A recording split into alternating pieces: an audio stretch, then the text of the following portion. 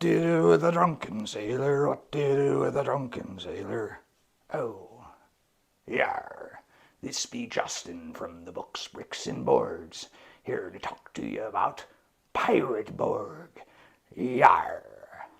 You are without doubt the worst pirate I've ever heard of. What's up, folks? This is Justin from Books, Bricks, and Board. Yar. You are not a pirate. So today I'm going to be talking about a game that is from my favorite gaming country these days. Swede. Sweet, sweet, sweet, sweet, sweet. And if you're a fan of the channel, you know I have covered basically everything that this company puts out, but noticeably one of their most popular recent titles has been completely absent from my videos. For many different reasons, Mork Borg never really clicked with me. I didn't like a lot of the art choices, I didn't like some of the subject matter, but I loved the rule set and I really liked a lot of the tables and the content generation tools that it had to offer. Well, when this came out by Limithron, published by Free League Publishing, I knew that they had something that I could possibly be interested in. And boy was I right, because Pirate Borg is Pirates of the Caribbean meets Mork Borg with just a dash, just a pinch of Call of Cthulhu. So if that makes you interested in hearing more, let's jump on over to the table and take a look at this bad boy. Yar. So what is it? Pirate Borg is a Kickstarter project by Limithron LLC and published by my favorite Swedish company, Free League. The first step of the condition piece. Released in 2023 and widely available in both PDF and a beautifully constructed hardcover that you see right here, Pirate Borg is a reimagining of Mork Borg with a more nautical setting. In addition to capturing the pirate theme, Pirate Borg also succeeds in providing an easier to read product than the original while not losing any of the style that made it stand out. While being completely compatible with Mork Borg and its never-ending stream of content, Pirate Borg manages to stand on its own and, in my opinion, is the definitive version of Mork Borg to own. If you're only going to get one, this is the one to get. The setting. The Dark Caribbean is a fully realized sandbox fit for exploration, with elements of colonial outposts isolated from their power centers and diverted from their original missions. A deadly but powerful commodity known as ash, which is made from the bones of destroyed undead and serves as a very powerful and magical drug, as well as enough Cthulhu mythos to shake a deep one at. Combine this with the pirate theme and the Mork Borg trademark world's-ending countdown mechanic, and you have the makings of a brilliant setting to fire off the broadsides at. Prepare the boarding party and go plunder some poor sod's treasure. As in Mork Borg and Cyborg, this is all made a little easier by clearly establishing that there are no good guys here. Are we the baddies? The colonial outposts, the traders, and the natives are all looking out for their own interests. Devil may care what happens to anyone else. And as such, being a pirate and doing piratey things feels less villainous. Piracy, treason, murder, torture of the most heinous sort. Covering the first 25 pages of the book and introducing numerous eye-catching images, the settings section is designed to establish the tone and give some hooks, not to detail every nook and cranny. This is a sandbox GM's dream. If you liked the Swordfish Islands offerings, you're going to love this. Character creation.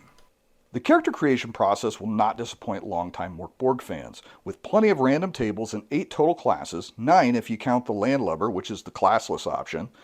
The classes cover the roles you would expect: the brute, the rapscallion, the buccaneer, the swashbuckler, the zealot, the sorcerer, the haunted soul, and the tall tale. The last 2 are particularly fun and very optional, covering 6 undead options with the haunted soul and offering the GMs a chance to provide a second chance for pirates that meet Davy Jones a little too early, and a huge variety of weird options for the tall tale, ranging from merfolk to mutant and everything in between.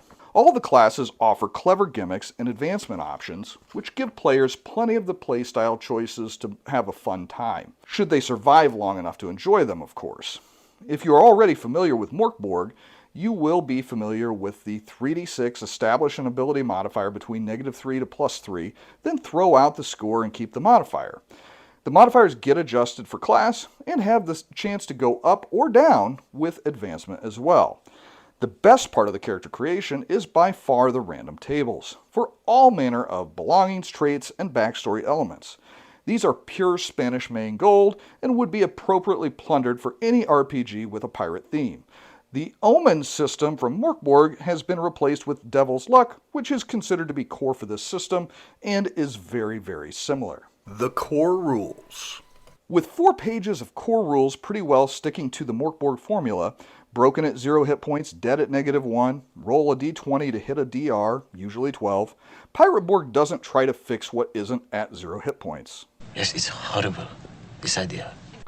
But what it does well is introducing a full naval combat system in only 7 pages, which will make you strongly consider staying in the boat. The rules come off like a rules-light naval miniatures game in a good way.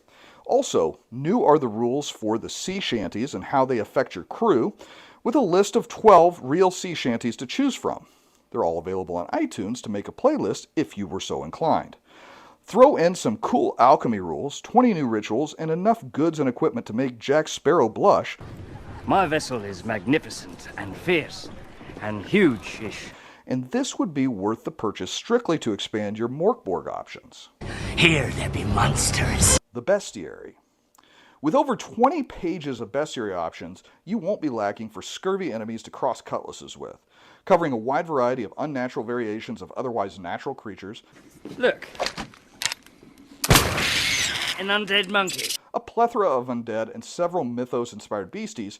There's a lot to like in here. Then you throw in the section on sentient marrow cannons, the armada of ship stat blocks, and the archetypal captains, and you have the most complete bestiary of the Mork Borg line. Random tables.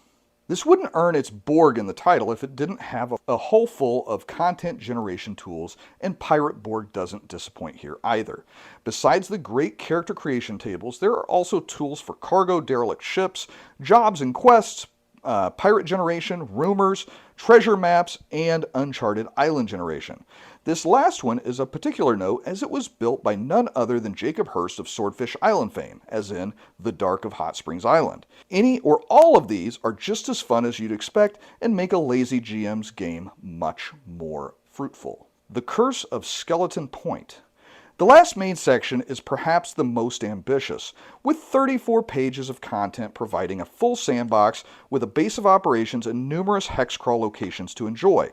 Everything flows beautifully and gives the players the freedom to explore at their own pace and discretion. A lot of games give a simple adventure to get a new player started, but this gives you a significant piece of the world to explore. This edition really seems good enough to be its own zine, but here it is for your enjoyment. Extras.